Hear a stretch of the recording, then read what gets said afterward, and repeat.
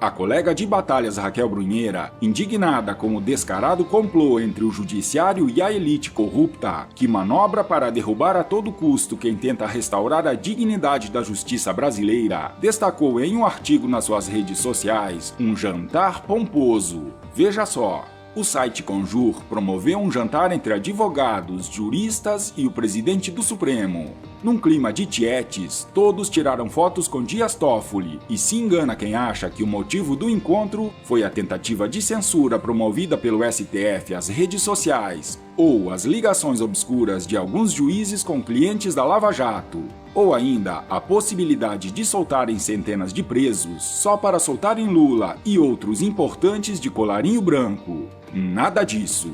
Os assuntos debatidos eram muito mais importantes, como a absurda humilhação aos poderosos que é a condução coercitiva, e até, vejam bem que horror, algemar presos ricos. Realmente pedi uma reunião urgente, com pratos de 250 mais os bons drinks. Este é o mais vigoroso e contundente ato contra as anomalias jurídicas da Lava Jato realizado até agora. Todo mundo que importa na advocacia está aqui, disse um figurão do direito ao jornalista da revista Época. Deu para entender o recado, certo? Todo mundo que importa não inclui os procuradores da Lava Jato. Esses serão ainda mais isolados para que percam a força que adquiriram durante a desgastante operação, que já dura anos. Incomodados com a possibilidade de Sérgio Moro ocupar um cargo no STF, ou Deltan Dallagnol ocupar o lugar de Raquel Dodge, os advogados se unem para encontrar caminhos e calibrar o alvo contra o inimigo. E é lógico que eles encontraram o caminho: nós. As redes sociais não espelham a vontade total do povo brasileiro. Elas são hoje manipuladas por parte dessa vontade miliciana de calar o debate, e não há democracia sem debate. Todo regime autoritário persegue primeiro os jornalistas, os advogados e os artistas, afirmou o presidente nacional da OAB, Felipe Santa Cruz, ao ser questionado por Época. O jantar aconteceu na noite da última sexta-feira. Coincidentemente, um grupo auto-intitulado Coletivo de Advogadas e Advogados pela Democracia pediu no final da noite de sábado a prisão de Sérgio Moro, Deltan Dallagnol e outros procuradores que conseguiram prender políticos poderosos. Como é triste viver num país onde não há a quem recorrer e saber que há pobres de esquerda defendendo essa união entre judiciário e elite corrupta só porque tem rancinho de Sérgio Moro. Isso é o que eles chamam de ter consciência de classe? Ah tá! O presidente da Câmara dos Deputados adora estampar manchetes de tabloides sensacionalistas, se metendo em assuntos que não lhe dizem respeito.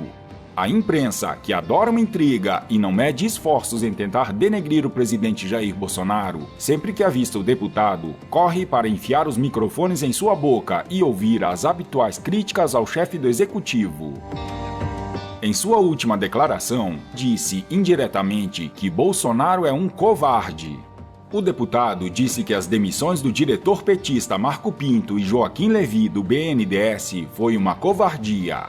Pena o Brasil ter perdido 2 quadros da qualidade do Joaquim Levy e do Marcos Pinto e da forma como eles foram retirados. Acho que é uma covardia sem precedentes. O que ele tem a ver com as decisões de Bolsonaro com relação à sua equipe de governo?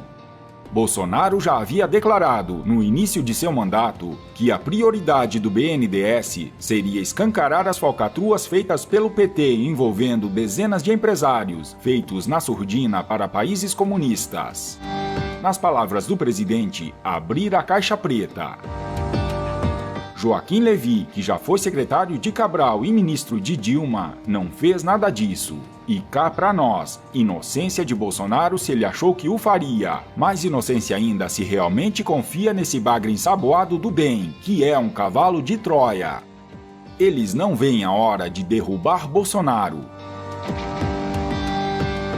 Veja só, os planos do Centrão Oposição só foram adiados por conta das gigantescas manifestações que ocorreram no histórico dia 26 de maio, dia que a população brasileira esclareceu a corja de ratazanas que está do lado do presidente para o que der e vier. Você lembra que até o dia 25 de maio, um dia antes da população sair às ruas, As manchetes da extrema imprensa só falavam em renúncia, impeachment e até mesmo em suicídio de Bolsonaro. Pois é, como mágica, no dia 27 de maio, um dia após as manifestações, esses assuntos morreram nos editoriais esquerdistas e até mesmo nos discursos extremistas que eram crescentes dentro do covil parlamentar. Por que será, hein? Eles pensavam que Bolsonaro tinha perdido o apoio das multidões e que era hora de começar a retomada do poder derrubando o presidente, mas foram pisoteados por milhões de patriotas que saíram às ruas para defender o seu presidente e o futuro do Brasil. Só que eles não vão desistir, é questão de sobrevivência financeira e política. Mas eles não são nada sem o apoio popular, e é isso que a grande mídia, as ratazanas do Congresso e o Judiciário, e agora até com a ajuda dos russos, tentam minar o governo para que Bolsonaro perca o apoio popular. Só assim poderão ganhar força na missão de vida ou morte de derrubar o presidente.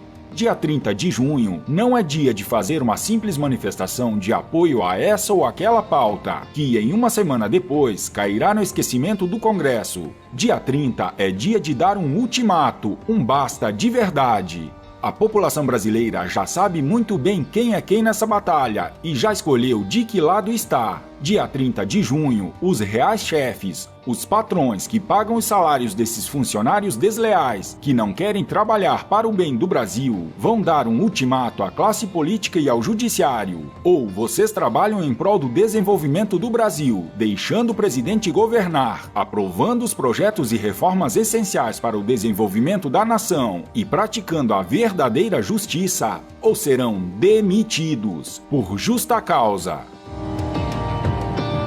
Rapidinhas.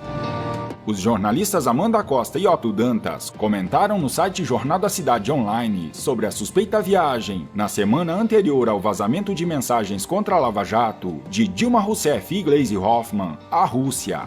O jornal conseguiu descobrir sobre a estranha viagem de Dilma e Gleisi em função de uma publicação num site da Rússia, pertencente ao governo russo. O site divulgou uma reportagem sobre a estada dessas duas senhoras em Moscou. Silenciosamente, a candidata a deputada derrotada Dilma Rousseff e a presidente do PT, Gleisi Hoffmann, estiveram na Rússia uma semana antes do vazamento de mensagens pelo site de extrema esquerda que publicou conversas de membros da Lava Jato. A viagem da dupla de petistas, ambas investigadas pela Operação Lava Jato, foi mantida no mais absoluto sigilo. Nenhuma publicação no site do PT, nas redes sociais ou em qualquer outro veículo brasileiro. De acordo com o site russo, na reunião foram discutidos assuntos de cooperação entre os dois países. Parece ser este o cerne da questão. Os jornalistas brasileiros questionam: será que Dilma e Gleisi foram buscar a cooperação dos russos em alguma trama diabólica? De acordo com o site russo, Dilma e Gleisi aparentemente trataram de assuntos como representantes do Brasil. Um absurdo que deve ser apurado e devidamente rechaçado pelo governo brasileiro. Em um dos trechos podemos ver a afirmação: durante a reunião foram discutidos assuntos de cooperação interestadual, interparlamentar e interpartidária entre os dois países. É absolutamente necessário que o governo brasileiro apure quais os assuntos que Dilma e Gleisi trataram em território russo, principalmente após as supostas revelações de que um hacker russo pode estar envolvido no ato criminoso contra integrantes da maior operação de combate à corrupção do planeta. Olha só como os sindicatos atrapalham a vida de quem quer trabalhar. Os funcionários da loja Havan de Passo Fundo, no Rio Grande do Sul, estão fazendo um inusitado protesto. Querem trabalhar e o Sindicato dos Comerciários tenta impedir. Os trabalhadores querem estar em atividade aos domingos e feriados, pois são os dias considerados de maior movimento. Queremos trabalhar, diziam no protesto em frente à sede do sindicato. Um acordo foi fechado nesse sentido antes da loja iniciar suas atividades. Porém, presentemente, certamente por razões políticas e contrariando os interesses dos trabalhadores, o sindicato recuou e está se recusando a assinar um novo acordo coletivo, vez que o anterior venceu no dia 8 de junho. Na carta de repúdio, os manifestantes alegam o seguinte: Queremos apenas manter o que o próprio presidente do sindicato laboral exigiu da empresa e agora não quer mais cumprir com o acordo, sendo o salário base maior do que a categoria, vale alimentação, adicional por domingo trabalhado, adicional por feriado trabalhado e PPR, participação nos resultados da empresa. Diante desse episódio, o que percebemos é que os empresários do Brasil são reféns dessa fábrica de arrecadação esquerdista chamada sindicato. Os números são estarrecedores e ajudam a explicar por que o Brasil não consegue crescer e ser competitivo. O Brasil tem mais de 90% dos sindicatos do planeta. São mais de 17 mil sindicatos ativos. Um levantamento mostrou que só em 2016, a arrecadação desses QGs de falsos defensores dos trabalhadores arrecadou 3,5 bilhões de reais. Fica a pergunta: para que serve o sindicato?